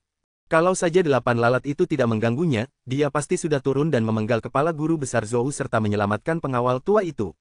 Lu Chen mengeluarkan pedang siaguangnya dan menggunakan jurus petir untuk meratakan gunung tersebut, sehingga para prajurit yang menyerang dari depan terpaksa berpura-pura bahwa kekuatan pedang mereka belum dikeluarkan sepenuhnya, sehingga dapat memancing para prajurit di belakang untuk melancarkan serangan diam-diam. Benar saja, seorang pria kuat tertipu dan dibunuh olehnya hanya dengan satu jari. Dengan berkurangnya 1 orang kuat, tekanannya pun berkurang. Bahkan jika Lu Chen dikepung oleh 7 orang kuat, dia dapat mengatasinya. Thunderous Peak tidak memiliki berkah rantai jimat, jadi kekuatannya tidak sekuat Flame Sun Finger. Namun, saat pedang itu diayunkan, kekuatannya lebih dari 15 juta pound. Bahkan orang-orang kuat itu harus menjauh darinya, jika tidak, mereka akan terancam terpotong menjadi 2. 7 prajurit tingkat pertama ranah Yuan dan memiliki tingkat pencapaian tempur yang berbeda-beda. Yang terendah memiliki kekuatan hanya 15 juta jin, dan yang tertinggi hanya 18 juta jin. Gaya pedang Lei Tingping Yue, yang dapat menyapu seluruh kelompok dan membunuh orang, juga merupakan ancaman besar bagi mereka. 196 bab 196 tidak ada yang bisa melarikan diri. Macan tutul bersisik hitam tingkat keempat tidak dapat terbang atau bertarung di udara, jadi Putri Mingyue harus membuka ruang pusaran dan menyimpannya.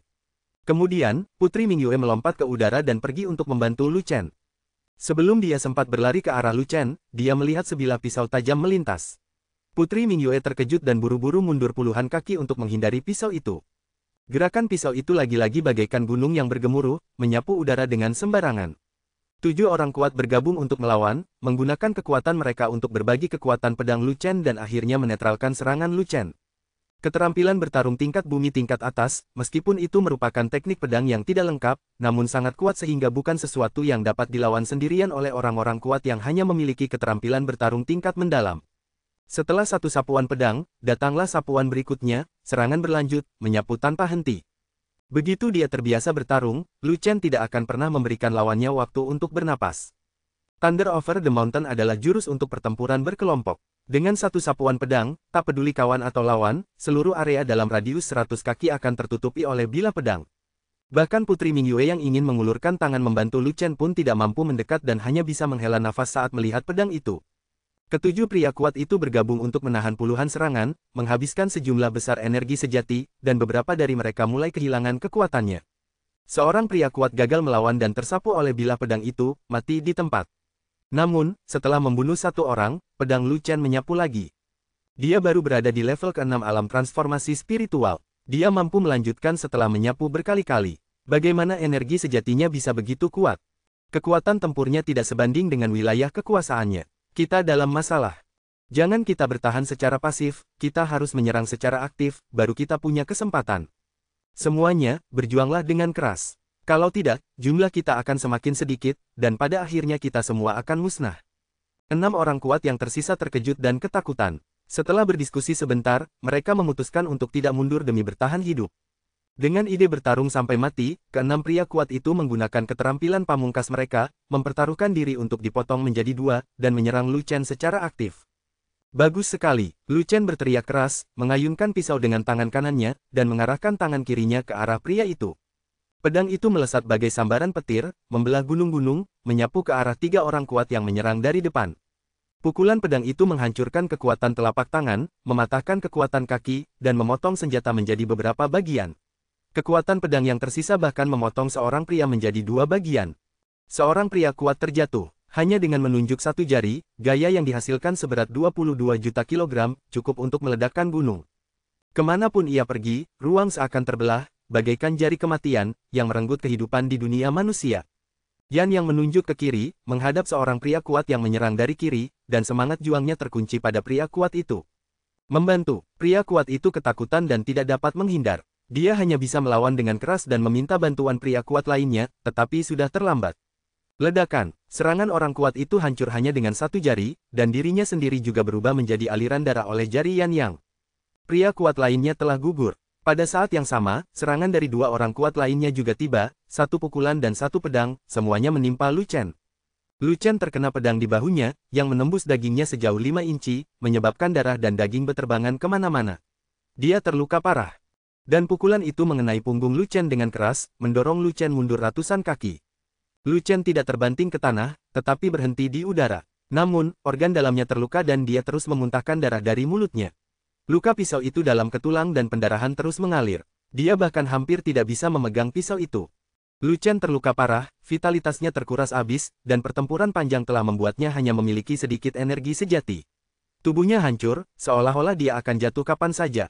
Penampakan menyedihkan itu pun menggemparkan semua orang. Jika kamu, Lu Chen, memukul seseorang, dia akan mati dengan satu pukulan. Mereka memukulmu, Lu Chen, dengan dua pukulan sekaligus, tetapi kamu hanya terluka parah. Akan aneh jika kamu tidak terkejut. Kamu berada di alam mana, Lu Chen, dan mereka berada di alam mana? Secara teori, kamu tidak akan mampu menahan satu pukulan pun dari mereka. Karena kekuatan tingkat ke-6 alam transformasi spiritual masih jauh dari mencapai tingkat alam Yuandan. Tetapi, fakta-fakta di depan mata kita sulit dipercaya, namun kita harus mempercayainya. Ini hanya membuktikan bahwa tubuh Lu Chen terlalu kuat. Kekuatan tubuh fisik telah mencapai tingkat alam Yuandan, bahkan melampaui tingkat pertama alam Yuandan. Jika tidak, pedang lawan akan langsung membelah Lu Chen menjadi dua. Pukulan lawannya jelas merupakan serangan dengan kekuatan penuh. Jika tubuh Lu Chen tidak cukup kuat, dia akan terbunuh, atau bahkan hancur berkeping-keping. Setelah satu putaran, Lu terluka parah dan hanya 4 orang kuat yang tersisa. Keempat pria kuat itu juga dikejutkan oleh tubuh Lu Chen yang kuat, dan ada ketakutan di mata mereka. Memangnya kenapa kalau dia kuat dalam pertarungan? Memangnya kenapa kalau dia kuat secara fisik? Lagi pula, dia sudah terluka parah dan tidak akan sanggup menahan gelombang serangan kita berikutnya. Seorang pria kuat menarik napas dalam-dalam, menekan rasa takutnya, dan berkata kepada 3 orang lainnya. Dengan 8 orang yang bergabung, setengah dari kami telah tewas. Kami telah sampai pada titik ini dan tidak ada jalan kembali. Pria kuat lainnya mengangguk dan berkata, dia sudah menggunakan semua kekuatannya. Jika kita menyerang lagi, dia pasti akan mati. Kata pria kuat lainnya, bunuh dia, dan kita akan punya jalan keluar.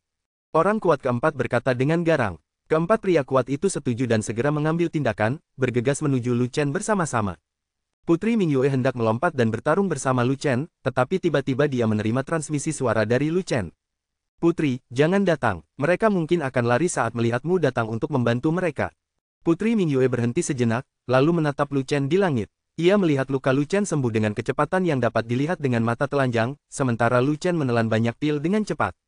Dia mengerutkan kening, matanya yang indah dipenuhi kebingungan. Luka-lukamu telah sembuh, tetapi energi sejatimu telah sangat terkuras. Apakah sudah terlambat untuk minum pil untuk mengisinya kembali sekarang? Mengapa kamu tidak membiarkanku naik?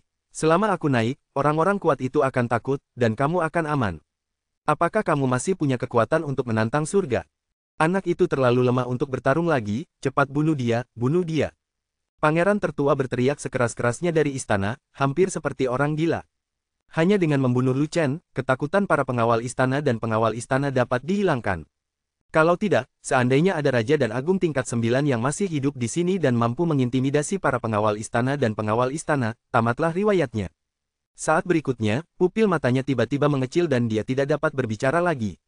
Karena aura Lu Chen tiba-tiba melonjak, menyapu bersih kelesuan yang dirasakannya saat terluka, dan aura mendominasi itu kembali.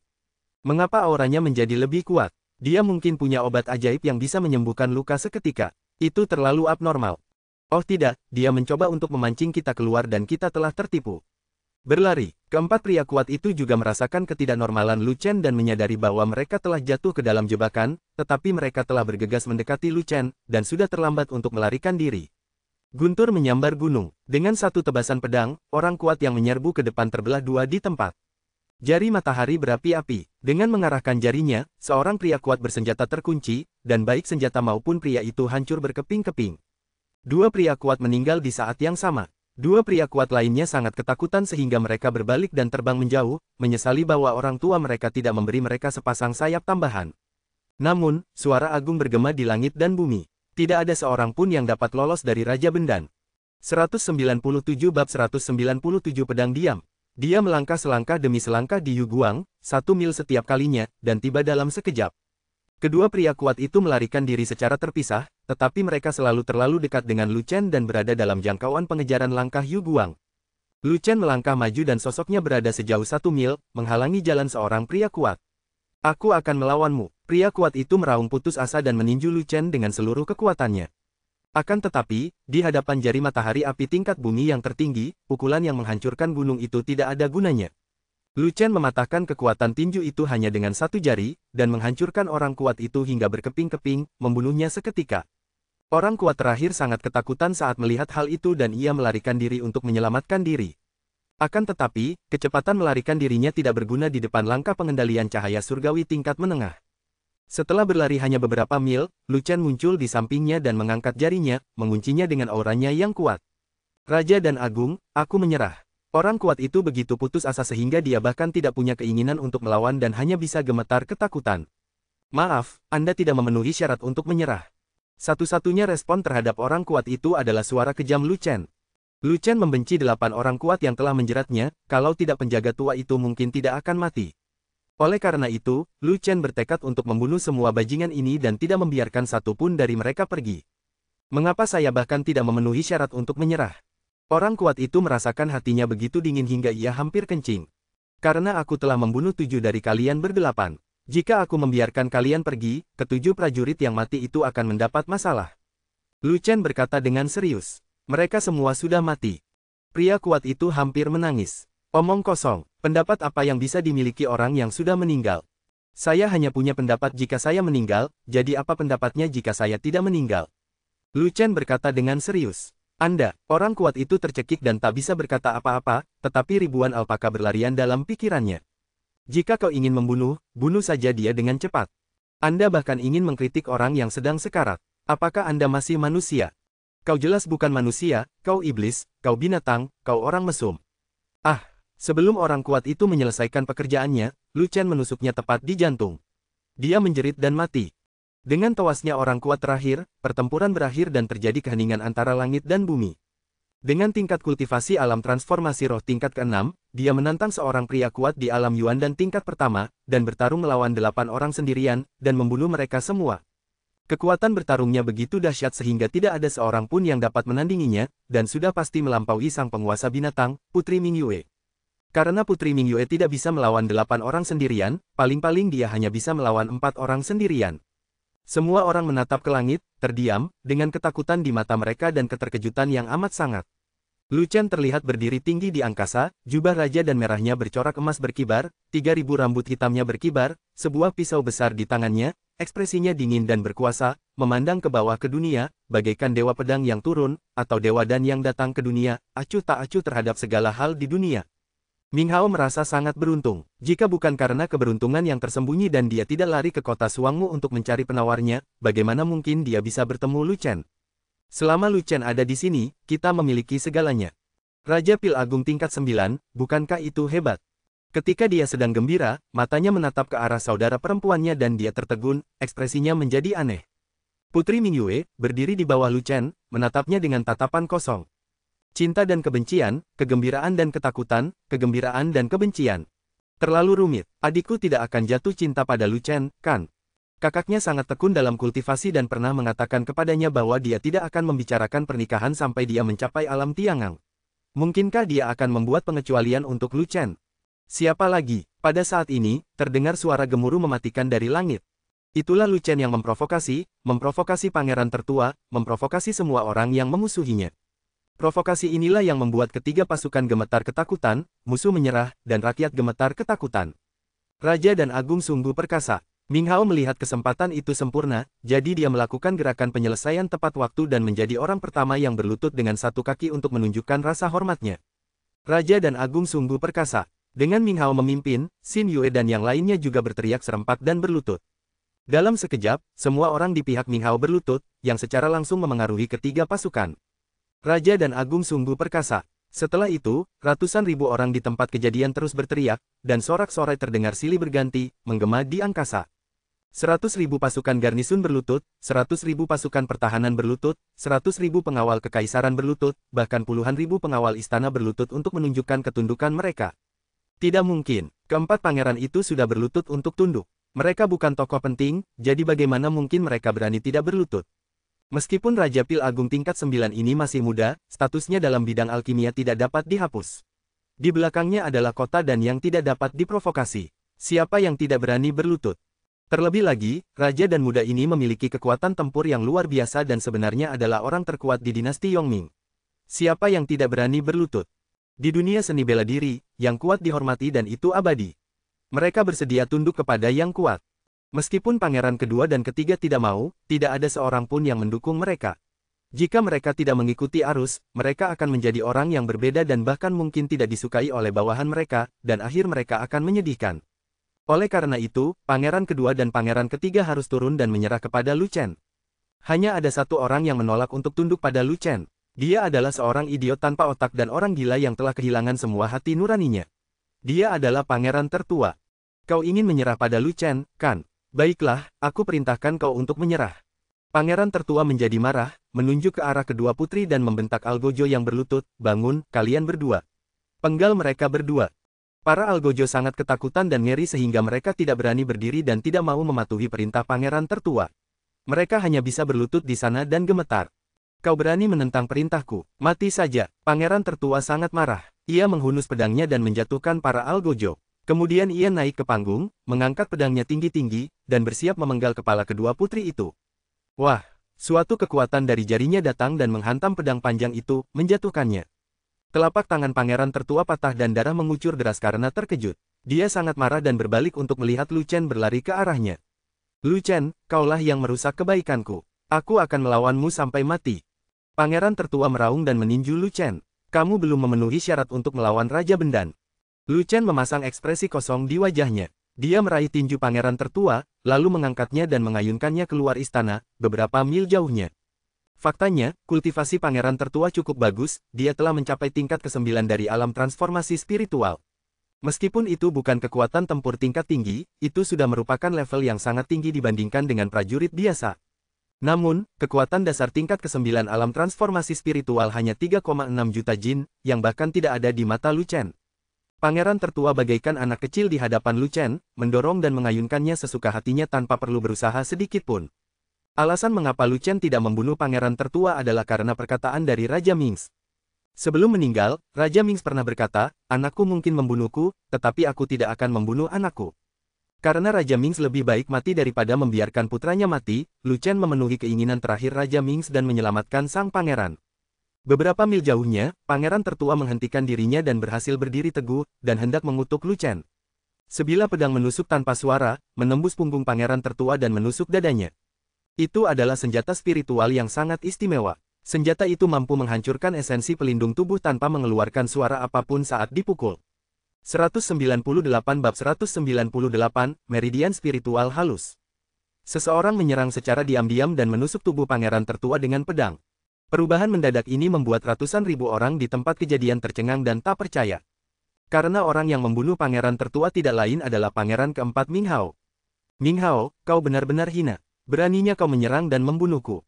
Pangeran tertua menoleh dan melihat wajah Ming Hao. Dia tidak bisa menahan diri untuk tidak mengutuk dengan marah, dasar bajingan, kalau kau punya nyali, lawan saja aku. Apa kau masih punya rasa malu untuk menyerangku dari belakang? Kau dan aku sama-sama berada di level ke-9 alam transformasi spiritual, dan kekuatan tempur kita hampir sama. Kita sudah bertarung berkali-kali, tetapi tidak ada pemenang yang jelas. Mengapa kita perlu bertarung? Ming Hao awalnya menjawab dengan suara pelan, lalu berbicara dengan marah, pangeran tertua membunuh ayahnya dan kaisar, dan membawa malapetaka bagi negara.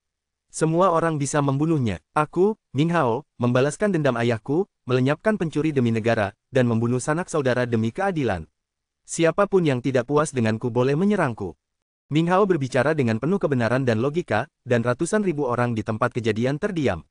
Pangeran tertua itu terkenal karena perilaku pengkhianatannya, pembunuhan ayah dan pembunuhan raja, dan siapapun dapat membunuhnya.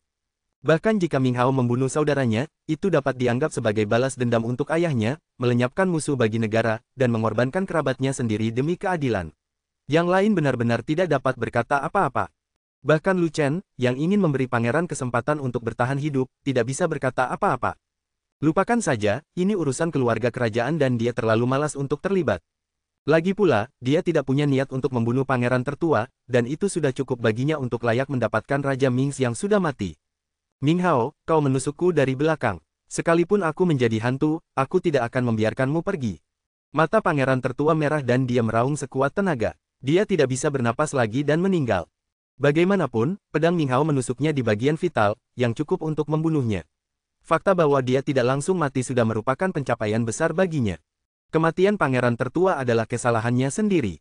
Hanya sedikit orang yang bersimpati padanya, dan beberapa bahkan senang karenanya. Hanya Putri Ming Yue yang memandang jenazah pangeran tertua, tertekan dan berlinang air mata. Pangeran kedua dan ketiga sangat gugup. Pangeran tertua telah meninggal, jadi siapa yang akan naik tahta? Satu pesaing kuat telah tewas, tetapi masih ada dua pesaing kuat lainnya, dan perebutan tahta harus terus berlanjut. Namun bagaimana cara melanjutkannya? Pasukan mereka masih berlutut dan gemetar di bawah tirani Lu Chen. Selama Lu Chen ada di sana, mereka tidak memiliki cara untuk mengendalikan pasukan mereka. Lu Chen, Raja Pil Agung tingkat ke-9, tidak ada yang bisa dilakukan di sini, bisakah kamu pergi sekarang? Ini adalah suara umum kedua pangeran. Ming Hao menurunkan tubuh pangeran tertua dan menatap Lu Chen, matanya penuh keinginan dan harapan. Dia mendambakan tahta dan berharap ketiga pasukan akan mendukungnya atas perintah Lu Chen. Namun, Lu Chen enggan berbicara, jadi bagaimana mungkin dia tidak cemas? Aku mau kencing. Melihat ratusan ribu tentara yang masih berlutut dengan satu lutut, menunggu kata-katanya, dia merasa sangat tersentuh. Jubah dan King benar-benar mengagumkan. Membuat perjalanan ke Dan City menjadi berharga. Akan lebih menarik lagi jika identitas Raja Pil Agung tingkat ke-9 masih berguna di dunia luar. Setelah beberapa saat, dia menatap Ming Hao, dan melihat tatapan mata Ming Hao yang membara, wajahnya pun berubah lebih rumit. Sejujurnya, dia agak jijik dengan serangan Ming Hao terhadap pangeran tertua. Bagaimanapun juga, dia adalah saudaramu, dan kau bisa melakukan hal seperti itu padanya. Betapa kejamnya dirimu. Kau dapat menggulingkan pangeran tertua dan menempatkannya dalam tahanan rumah, yang lebih baik daripada membunuh saudaramu. Namun, mungkin ada benarnya juga dalam gagasan bahwa mereka yang ingin meraih hal-hal besar tidak boleh terlalu rewel terhadap detail-detail kecil. Dari sudut pandang lain, Ming Hao juga cocok menjadi raja. Di dunia ini di mana yang kuat dihormati, bagaimana mungkin orang yang baik hati bisa menjadi penguasa suatu negara? Jika dilihat dari sudut pandang yang lebih luas, pangeran kedua dan pangeran ketiga tidaklah sama. Mereka berdua adalah orang yang kejam, dan mungkin lebih baik dari Ming Hao. Lu Chen merasa bahwa bahkan jika dia tidak ingin membantu Ming Hao, dia tidak punya pilihan. Sebab, tidak ada pangeran kelima. Terlebih lagi, dia memiliki janji kepada Bai Ningsuang, yang harus dipenuhi dengan membantu Ming Hao menjadi raja. Ming Hao, Lu Chen terdiam terlalu lama dan akhirnya berbicara, yang membuat Ming Hao sangat senang. Silakan minta petunjuk pada Raja Pil Agung tingkat ke-9. Ming Hao segera berlutut di tanah, menjaga tubuhnya tetap rendah, dan berusaha keras agar orang-orang merasa bahwa dia sangat menghormati Raja dan Agung dan takut pada kota Dan. Ya, kota Dan, yang berkelana di antara dunia sekuler dan seluruh dunia, penuh dengan orang-orang kuat dan acuh tak acuh terhadap semua negara sekuler. Di mata orang lain, tidak ada yang salah dengan tindakan Ming Hao. Raja dan Agung tingkat 9 dari kota dan harus diperlakukan dengan sopan. Jika Anda seorang raja, bagaimana Anda akan memperlakukan mereka? Setelah Lu Chen selesai berbicara, dia melirik pangeran kedua dan pangeran ketiga. Dia tidak ingin membantu Ming Hao, karena dia melihat Ming Hao terus membunuh saudaranya. Kalau begitu, bahkan jika dia mengingkari janjinya kepada Bai Ningsuang, dia tidak akan peduli dengan kekacauan dalam keluarga kerajaan. Mereka berbeda dari saudaraku sang raja. Mereka tidak memiliki kebencian yang mendalam terhadapku. Aku tidak akan menganiaya mereka. Aku akan memberi mereka gelar resmi dan wilayah kekuasaan, dan membiarkan mereka menikmati kekayaan dan kehormatan sepanjang hidup mereka. Ming Hao mengatakan demikian. Saya harap Anda ingat apa yang saya katakan hari ini. Kata Lu Chen. Aku, Ming Hao, bersumpah demi surga bahwa apa yang baru saja kukatakan adalah dari lubuk hatiku. Jika aku berbohong sedikit saja, aku akan disambar petir. Ming Hao bangkit, berdiri tegak, dan bersumpah dengan sungguh-sungguh. Baiklah, aku, Raja Dan, akan menyampaikan sumpahmu kepada kota Dan. Lu Chen membawa Dan Cheng keluar untuk pamer, dan benar saja, dia melihat tubuh banyak orang terkejut, seolah-olah mereka terkejut karena Dan Cheng peduli dengan dinasti Yongming. Atas nama kota Dan, Raja Dan ini merekomendasikan agar Ming Hao naik tahta untuk mengakhiri perebutan tahta dan membebaskan rakyat dinasti Yongming dari kerusuhan serta memulihkan perdamaian. Wajah Lu Chen serius dan serius. Dia terus-menerus menyebut kota Dan untuk menakut-nakuti semua orang, dan kata-katanya terdengar agung dan benar. Raja Ming Hao, Xin Yue mengambil kesempatan untuk berteriak, lalu yang lain ikut berteriak, dan akhirnya ketiga pasukan berteriak seperti ini. Melihat situasi sudah tenang, pangeran kedua dan ketiga tidak punya pilihan selain menyerah. Raja Ming Hao, dalam sekejap, teriakan keras terdengar di dalam dan luar ruang kerajaan, menyebar ke seluruh ibu kota kekaisaran. Di bawah bujukan, tipu daya dan intimidasi Lu Chen, ketiga pasukan mendukung Ming Hao, dan pertarungan memperebutkan tahta berakhir. Lu Chen melepas jubah raja dan kembali ke sekte Xuantian bersama Zhu Feichen. Setelah Zhu Feichen meminum setetes saripati spiritual Lu Chen, ia langsung menjadi penuh energi dan semua lukanya sembuh. Ming Hao mengadakan pemakaman kenegaraan untuk membiarkan Raja Ming beristirahat dengan tenang. Setelah itu, Ming Hao memilih hari untuk naik tahta. Adapun pangeran tertua, ia mengalami akhir yang menyedihkan dan meninggal dengan kematian yang tidak damai, jadi Ming Hao memerintahkan agar jasadnya dibiarkan terbuka selama 7 hari sebagai peringatan. Pada hari-hari berikutnya, Lu Chen hanya bertahan saja. Tidak ada cukup energi spiritual dan sulit untuk berlatih. Bukankah ini hanya membuang-buang waktu? Jika Lu Chen tidak berjanji semua orang akan menghadiri upacara penobatan Ming Hao dan membantu Ming Hao mengamankan tahta, dia mungkin sudah pergi. Harus pergi kemana? Perhentian pertama pastilah kota Dan. Dia telah menghabiskan semua pil energi spiritualnya dan sangat perlu membeli batu roh. Perhentian kedua adalah sekte cabang Xuantian yang terpencil. Menurut Zhu Feichen, energi spiritual sekte cabang Xuantian adalah 10.000 kali lipat dari sekte utama Xuantian. Dia berpikir bahwa tingkat kekuatannya saat ini tidak cukup tinggi untuk memasuki cabang Xuantian, dan dia tidak dapat menemukan gurunya. Haruskah dia meminta Zhu Feichen untuk membantunya melewati pintu belakang? Kalau semuanya gagal, Anda bisa nongkrong saja di luar cabang Xuantian. Energi spiritual cabang Xuantian sangat tinggi, seharusnya ada banyak energi spiritual di luar juga. Meskipun dia hanya membuang-buang waktu selama periode ini, Lu Chen tidak berlama-lama. Dia masih berjalan-jalan untuk melihat apakah inti denyut nadi di mutiara kekacauan dapat membantunya menemukan meridian energi spiritual kecil. Bahkan saluran energi spiritual yang lebih kecil pun dapat diterima. 199 bab 199, berdiri sampai akhir. Lu Chen melakukan perjalanan melalui semua pegunungan liar dan hutan belantara di sekitar Chaodu, tetapi inti nadinya tidak menunjukkan reaksi apapun. Belum lagi meridian energi spiritual yang bagus, bahkan meridian energi spiritual yang tidak berguna pun tidak ditemukan. Lu Chen kembali ke ibu kota dengan tangan hampa dan dalam suasana hati tertekan. Ketika melewati alun-alun di pusat ibu kota, tampak kerumunan besar orang, tak terhitung banyaknya orang yang berkumpul di sini untuk menyaksikan mayat yang dipajang. Jasad pangeran tertua ditinggalkan di sana, terkena sinar matahari selama 7 hari, dan tidak seorang pun berani mengambilnya karena takut terlibat. Faktanya, tidak ada seorang pun yang datang untuk mengambil jenazah pangeran tertua, karena ia telah tiada. Beberapa jenderal kepercayaan pangeran tertua, termasuk guru besar Zhou, tewas dalam pertempuran memperebutkan tahta. Bahkan ibu kandung pangeran tertua, sang ratu, dan beberapa pengikut setianya dieksekusi oleh Ming Hao. Perebutan kekuasaan di istana sangat kejam. Jika pangeran tertua naik tahta, mungkin lebih banyak orang akan mati. Tiba-tiba, suara tangisan yang familiar terdengar di telinga Lu Chen. Lu Chen berpikir sejenak, lalu berjalan melewati kerumunan dan tiba di tengah alun-alun. Di sana ia melihat tubuh pangeran tertua tergantung di bingkai kayu, dengan pengawal di kedua sisinya. Ada juga seorang gadis berjubah Phoenix berlutut di bawah tubuh itu, menangis dengan sedih. Gadis itu adalah Putri Ming Yue, dan matanya hampir bengkak karena menangis. Sang putri baik hati, dia telah menangis selama beberapa jam untuk menjemput jenazah pangeran tertua. Sebenarnya, Putri, Anda tidak perlu melakukan ini. Pangeran tertua telah membunuh ayahnya dan raja, dan membawa malapetaka bagi negara.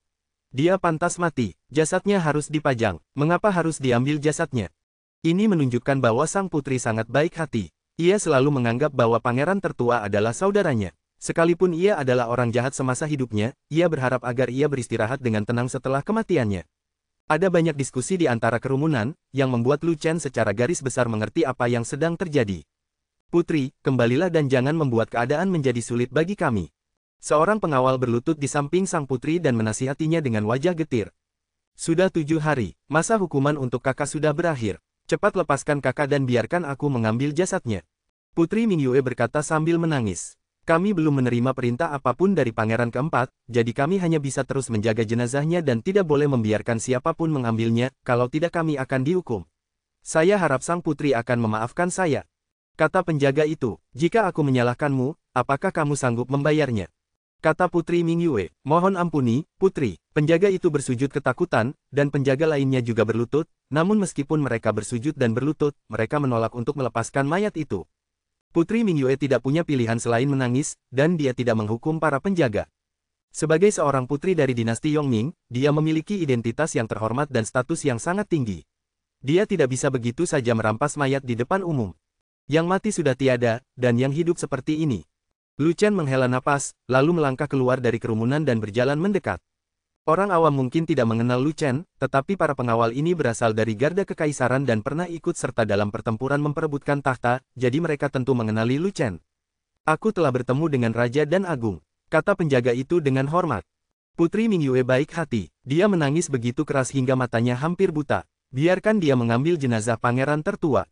Lu Chen menatap Putri Mingyue, yang matanya merah, dan berkata. Tetapi, penjaga yang memimpin itu memasang wajah masam dan disela oleh Lu Chen sebelum dia sempat menyelesaikan perkataannya, kembalilah dan beritahu Ming Hao bahwa akulah yang menaruh mayat di sana. Jika dia ingin menyalahkan seseorang, biarkan saja dia menemukanku. Ya, penjaga terdepan itu begitu malu-malu, bagaimana mungkin dia berani mengatakan tidak? Lu Chen adalah orang yang berstatus sangat tinggi sehingga dia tidak hanya tidak mampu menyinggung perasaannya, bahkan Ming Hao pun tidak mampu.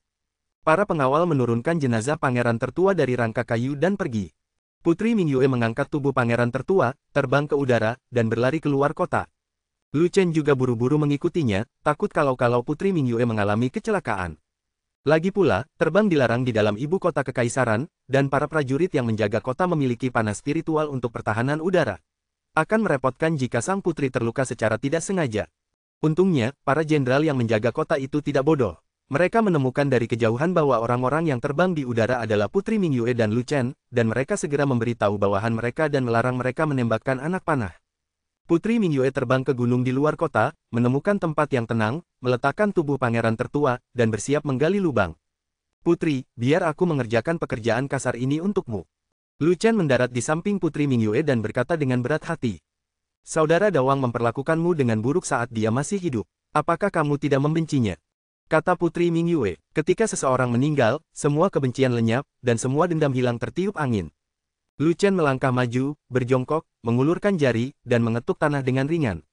Ledakan, kekuatan dari jari-jarinya menciptakan lubang yang dalam di tanah. Putri Mingyue menguburkan jenazah pangeran tertua dengan tangannya sendiri. Lu Chen mengisi lubang itu untuk membuat makam.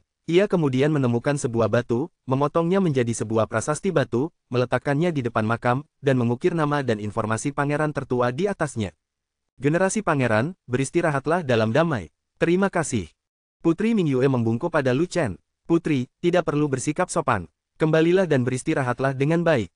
Lu Chen membantu Putri Mingyue berdiri, memandangi wajahnya yang pucat, dan teringat bagaimana dia telah kehilangan ayah dan saudara laki-lakinya selama ini, dan dia pun merasa kasihan padanya.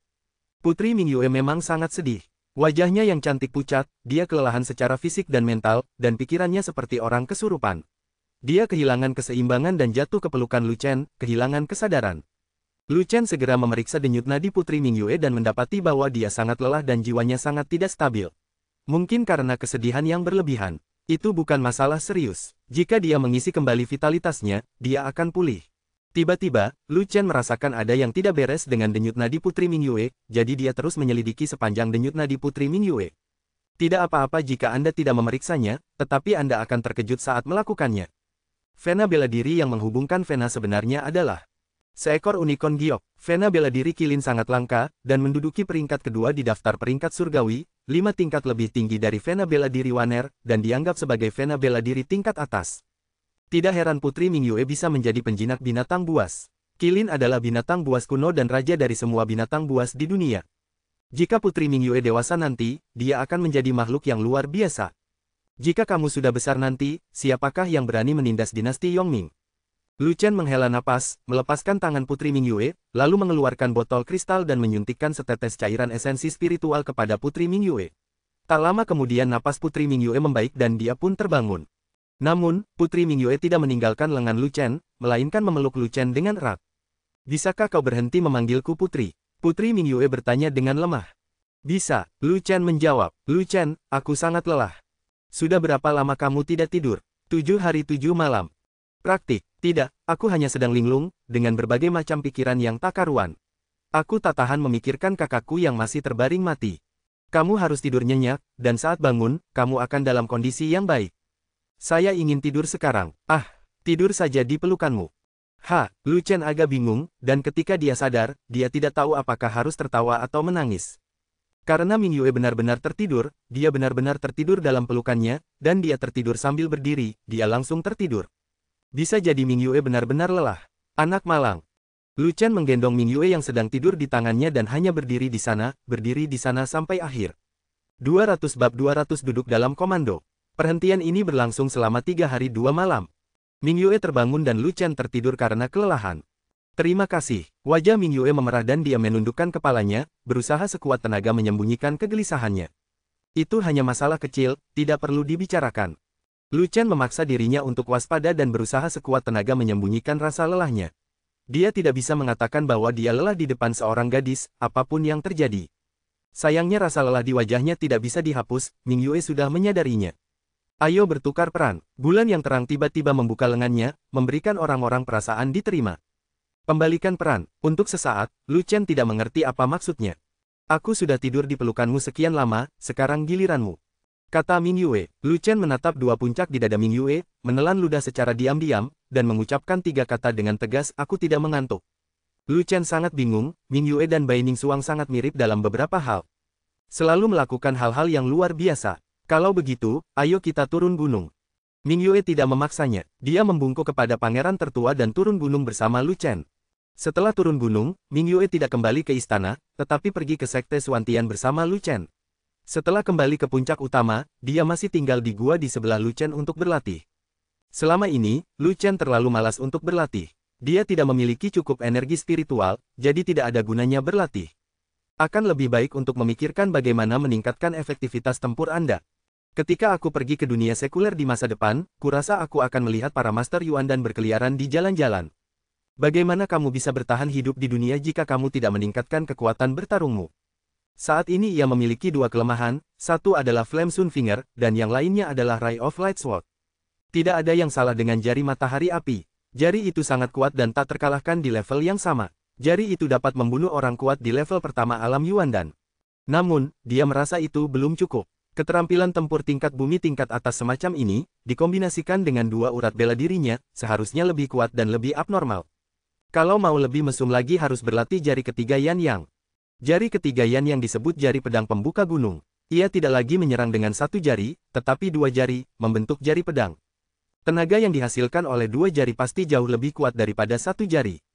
Pedang itu menunjuk dengan kekuatan yang luar biasa. Anehnya, dia hampir meragukan hidupnya, tetapi dia tetap tidak menumbuhkan jari ketiganya. Faktanya, dia hampir menguasai pelatihan tersebut, dan satu-satunya yang tersisa adalah langkah terakhir, yaitu mengerahkan kekuatan. Sayangnya langkah itu sepertinya ada yang kurang, sehingga dia gagal. Dia tidak tahu apa yang hilang dan merasa bingung. Adapun pedang Xia Guang, meskipun merupakan senjata spiritual, ia memiliki kekurangan yang signifikan. Terus terang saja, itu tidak cukup kuat. Kekuatan ini relatif terhadap Lu Chen. Bagi prajurit lain, kekuatan senjata spiritual itu sangat kuat, dan bahkan dapat membunuh orang di atas level mereka. Tentu saja, tingkat kekuatan supernya tidak seaneh Lu Chen.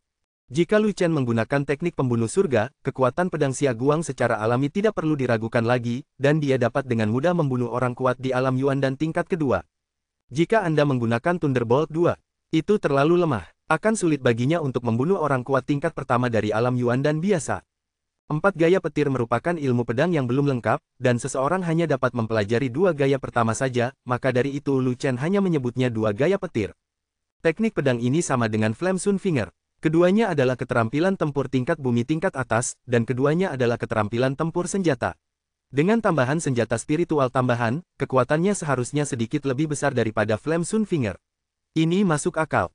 Namun kenyataannya kekuatan Thunder Style 2 jauh lebih kecil dibandingkan Flame Sun Finger, dan itu tidak masuk akal. Tentu saja, tidak ada yang salah dengan ilmu pedang, masalahnya adalah pedang Xia Guang. Lu Chen memiliki satu set rantai jimat Qi di jarinya, yang secara khusus digunakan untuk meningkatkan jari matahari api, sehingga kekuatan jari matahari api sangat kuat. Pedang Xia Guang tidak memiliki peningkatan dan relatif lemah. Lu Chen mencoba menambahkan rantai rune tipe emas ke pedang Xia Guang, dan bahkan menambahkan rantai rune tipe petir berdasarkan tema gaya guntur 2, tetapi semuanya berakhir dengan kegagalan. Bisakah pedang Xia Guang diberkati oleh rantai jimat? Lu Chen telah merenungkan masalah ini sejak dia berada di Gunung Feixia, tetapi dia belum dapat menemukan jawabannya.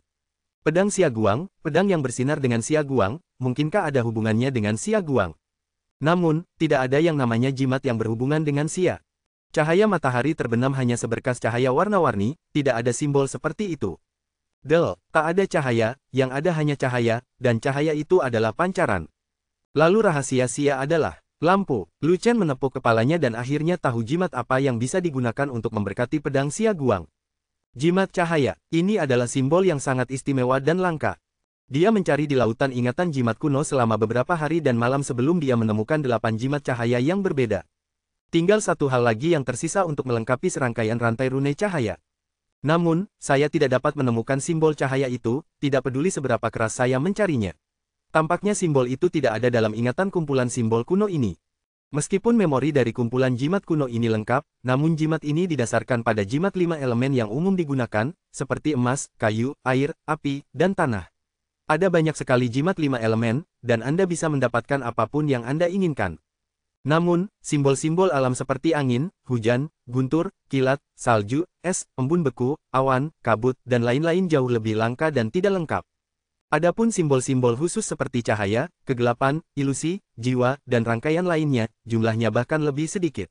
Beberapa rangkaian simbol kehilangan sebagian besar simbolnya, dan bahkan serangkaian rantai simbol dengan makna yang mendalam tidak dapat disatukan.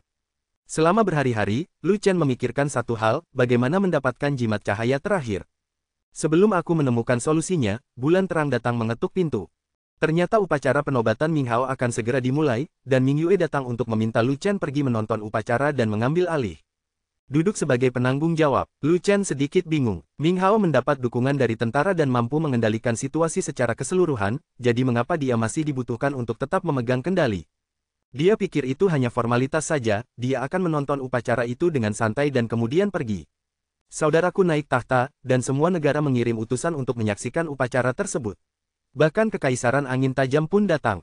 Kata Ming Yue, Kekaisaran Angin Tajam selalu ingin menguasai negara kita. Mereka mengirim orang ke sini, kemungkinan besar tanpa alasan yang jelas.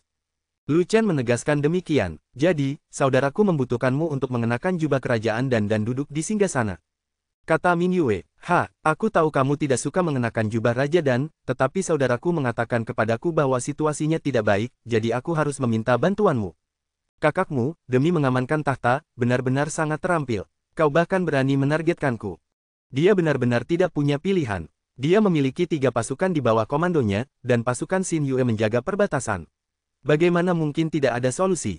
Kali ini Kekaisaran Angin Tajam mengirim seorang jenderal yang merupakan seniman bela diri yang sangat kuat, tetapi tidak aman bagi saudaraku untuk hidup tanpa orang yang kuat di sisinya. Kamu adalah seorang Beastmaster, orang terkuat di dinasti Yongming. Tidak, hewan peliharaanku belum maju. Ia baru berada di tahap awal tahap keempat. Aku tidak yakin bisa menghadapi jenderal itu. Putri Ming Yue menggelengkan kepalanya, menatap Lu Chen dan berkata, kekuatan tempurmu jelas terlihat oleh semua orang. Kau membunuh seorang ahli alam Yuan dan tingkat kedua dan menghancurkan 8 ahli alam Yuan dan sendirian. Kau adalah orang terkuat di dinasti Yongming. Yang terpenting adalah kau mengenakan jubah raja dan, menyalakan pola raja dan tingkat 9, dan duduk di sana, dan kau langsung menaklukkan jenderal Kekaisaran Angin Tajam. Putri Ming Yue berkata lagi, baiklah, pakai saja, aku akan memenuhi permintaanmu. Lu Chen punya firasat bahwa mengenakan jubah raja dan tidak hanya gagal mengintimidasi pihak lain, tetapi malah akan mendatangkan masalah yang lebih besar.